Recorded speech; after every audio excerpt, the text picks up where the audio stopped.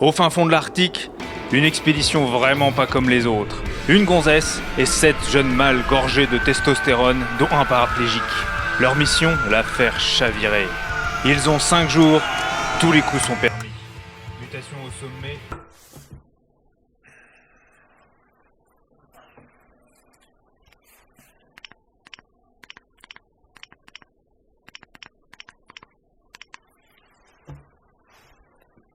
Allô, oui, Marie-Brigitte. C'est Yann Pierre.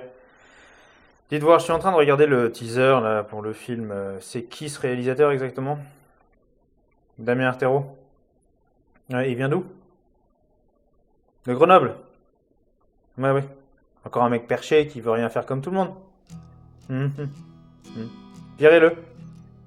Virez-le. Oui, merci.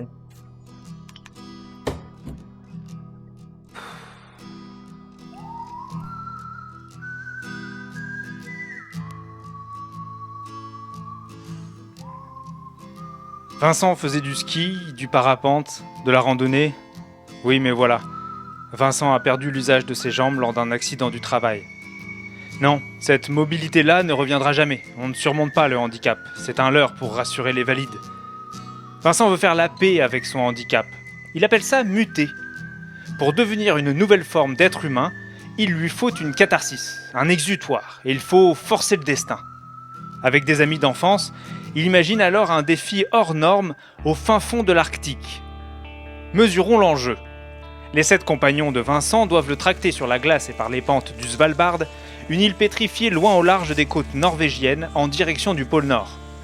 Si ses jambes ne le portent plus, elles exigent néanmoins des soins permanents, dont la délicatesse est accrue par les conditions extrêmes de l'île, en particulier le froid polaire, que Vincent ne sent pas.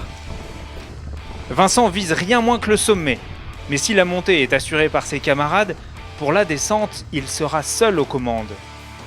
Il va falloir être inventif pour adapter autant que possible le camp de base à la présence d'un fauteuil roulant. On a fait 3 mètres. On a fait un quart du chemin.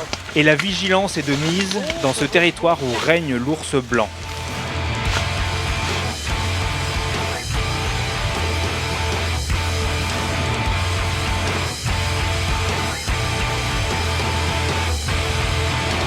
Rien n'est anodin dans cette expédition. Et on se demande forcément si Vincent va arriver en haut et en redescendre. Tête bêche, ça s'appelle. Droit dedans. Quel accueil les locaux vont réserver à cette équipée fantastique? Je pense que c'est la première fois. Si le fauteuil va geler, si les sondes urinaires vont geler, et, le cas échéant, comment fuir un ours quand on ne peut plus courir? Concrètement Manu, si tu tires tu le loupes, on fait quoi?